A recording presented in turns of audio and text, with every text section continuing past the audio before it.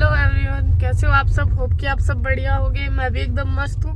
तो स्वागत है आपका एक बार फिर मेरे चैनल पे गाइस। तो आज हम लोग जा रहे हैं मंदिर में है। आज से भागवत शुरू हो गए हैं जालपा माता के मंदिर। तो हम लोग भी चले आज भागवत सुनने। और हमारे साथ है शिव और साथ में है सतीश। बस हम लोग ही हैं।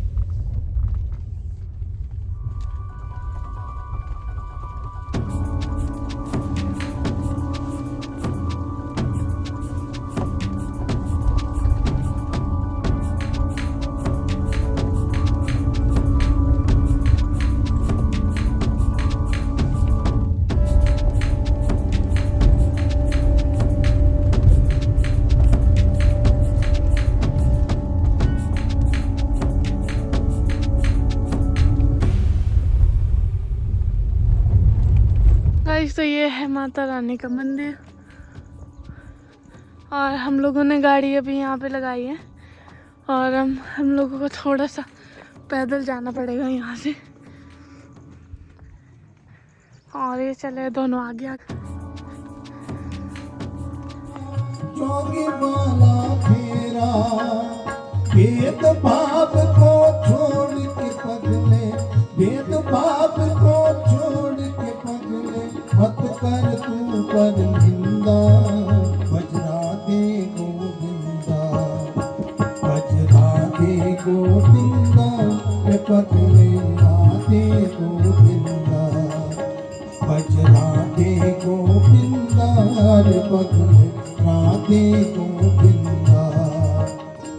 तन पिंजरे को छोड़ कहीं, तन पिंजरे को छोड़ कहीं, तन पिंजरे को छोड़ कहीं, तन पिंजरे को छोड़ कहीं उड़ जाए।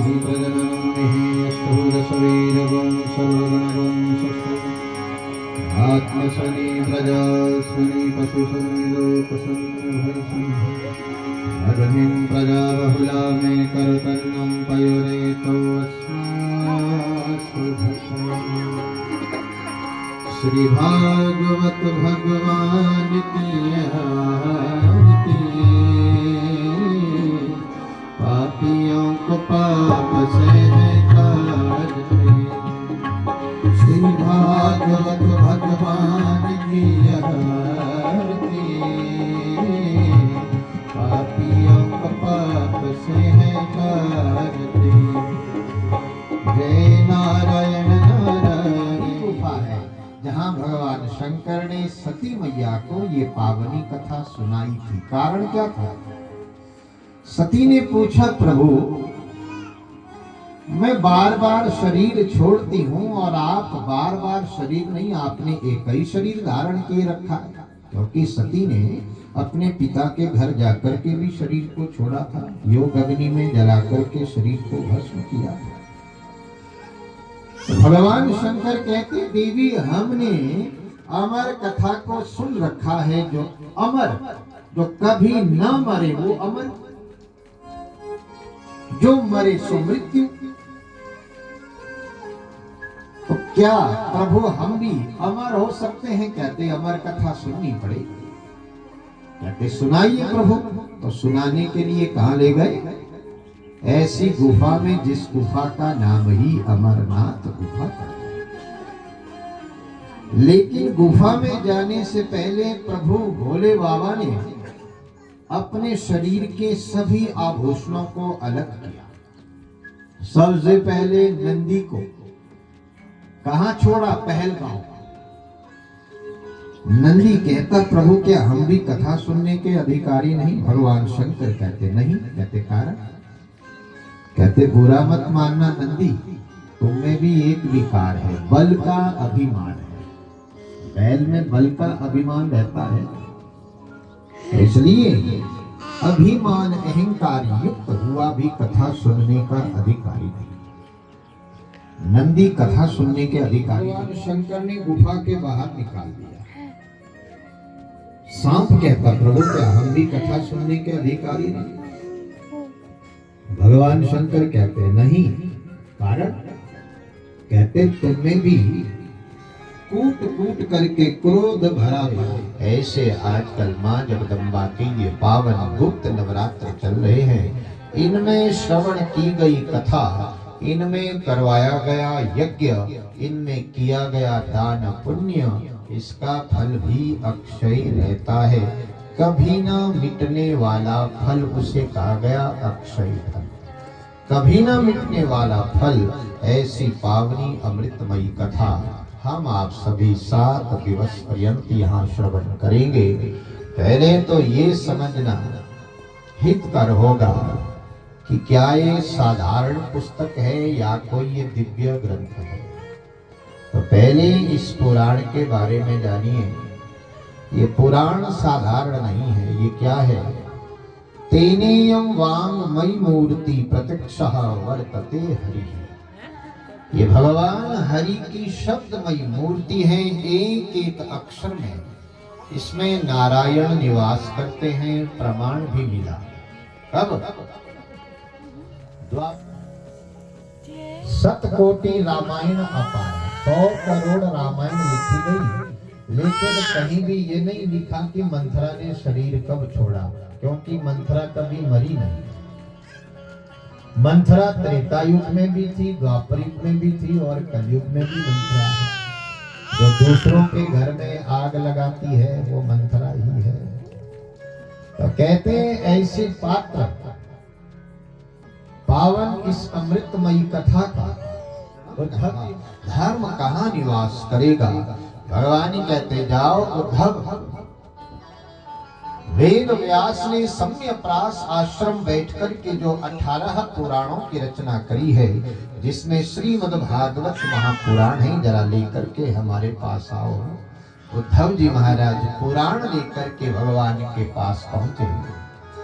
कहते देखते देखते भगवान के भीतर से एक दिव्य ज्योति प्रकट हुई और इस पुराण में प्रविष्ट हो गई। कहते पुराण रूपी सागर में प्रविष्ट होते ही जहां ये दिव्य बन गया, अद्भुत हो गया, अलौकिक हो गया, इसलिए कहा गया तेनेयम वांगमयी मूर्ति प्रत्यक्षः वर्तते हरिः। श्रीमद्भागवताख्यम प्रत्यक्षः श्री कृष्ण एव ही। ये भगवान श्री कृष्ण का ही दूसरा चैतन्य स्वरूप शब्दमयी मूर्ति, इसलिए प्रमाण मिल गया कि ये साधारण नहीं, ये दिव्य है। इसलिए जहां भी एक जीवात्मा को करना पड़ता है, बोलिए बांके बिहारी लाल की। इसलिए ईश्वर ने हो न हो तुम पर कृपा करी हो, भगवान चाहते हो कि परिवार बच्चों से भैया दूर रह करके एकांत में हरि भजन करो, क्योंकि यहाँ ना तो जिसके हैं वो भी कोई ज्यादा सुखी नहीं है, जिनके नहीं है वो तो बेचारे भैया दिन रात यही मांग रहे हैं प्रभु कोई दे दो। तो इसलिए यहाँ कोई किसी को ना सुख देता ना दुख। तुम ईश्वर का सानिध्य पाओ, भगवान को अपना बनाओ। परमात्मा भाव के भूखे हैं, लेकिन आत्मदेव कहते महात्मा तुम घर का सुख क्या जानो, क्योंकि आपने विवाह तो किया नहीं। महात्मा कहते नहीं मानेगा तो ले भैया ये फल ले, अपनी पत्नी को खिलाना और नियम बताए तुम्हारे अवश्य संतान होगी। महात्मा ने एक फल दिया, धुंधली के हाथ जाकर के आत्मदेव ने वो फल दिया। सोने का सेट चाहिए तो वही सेट चाहिए, भले पति अब सेट हो जाए इसकी चिंता नहीं। बोलिए बांके बिहारी लाल की। ये है धुंधली, जीवन में जिसे संतोष नहीं है।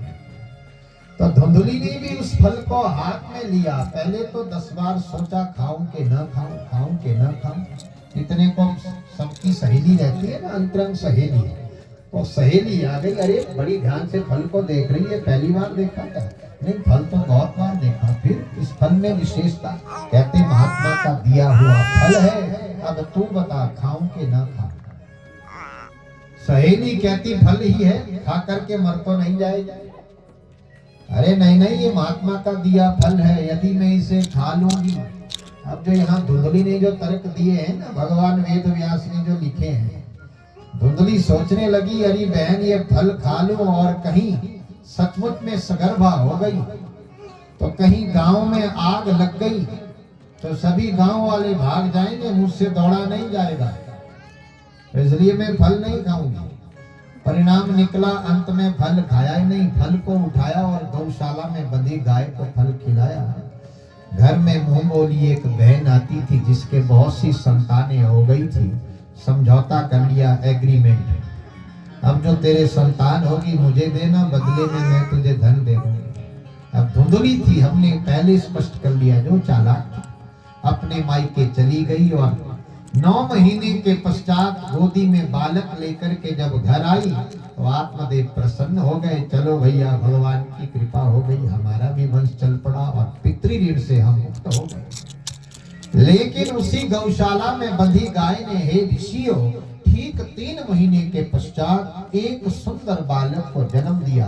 वो गाय का बछड़ा नहीं, वो बालक था, क्योंकि संत के दिए हुए फल का प्रभाव था। जो बालक लंबे कान लिए पैदा हुआ, दोनों बालकों का नामकरण संस्कार हुआ। आत्मदेव ने गाय के पुत्र के रूप में पैदा हुए बालक का नाम गोकर्ण रखा। कान है जिसके गाय की तरह लंबे। और धुंधली ने अपने बच्चे का नाम रखा धुंधुकारी। 2 बार धक्का जिसके आता, एक माता के साथ रहता, एक पिता के साथ। दोनों के कर्मों में गड़बड़ी हो गई। मेरा है, कल भी मेरा होगा। माता अब रोने लगी। पहली बार जब चोरी करके आया था, जोर की चपत लगाती तो आगे दिन देखने को न मिलता। लेकिन अब समय निकल चुका था। हे ऋषियों, सायंकाल का समय था। एकाएक धुंधली ने अपने आप को छुड़ाया, वन की ओर भाग निकली। एक अंधेरे कुएं में जाकर के गिर पड़ी। शरीर छूटा धुंधली का। करेंगे प्रतिपाल, करेंगे हाथ जोड़ के सेवा, करेंगे प्रतिपाल, करेंगे हाथ जोड़ के क्षमा तेरी आरती, कन्हैया तेरी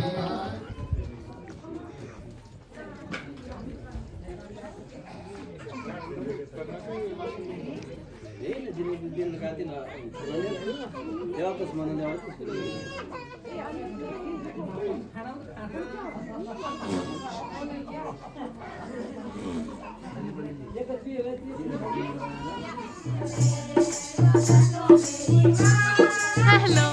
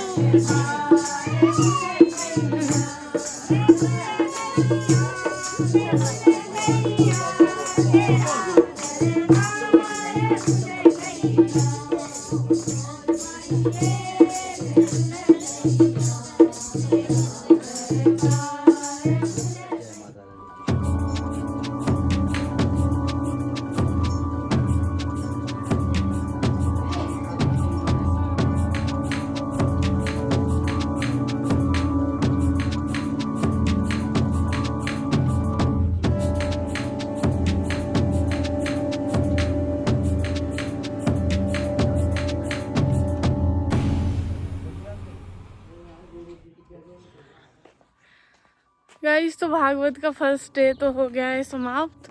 तो अभी हम लोगों ने कथा वगैरह सुन के अब हम लोग जा रहे हैं घर को। तो देखते हैं, हम लोग कल भी आते हैं। अभी ये 7 दिन चलेगा भागवत। तो देखते हैं कल आते हम या फिर मम्मी आएंगे। कल देखते हैं कल क्या होता है ना। होप सो कि आपको मेरी ये वीडियो पसंद आएगी तो लाइक शेयर और सब्सक्राइब करना ना भूले। तो मिलते हैं आपसे फिर अगली वीडियो में। Bye bye.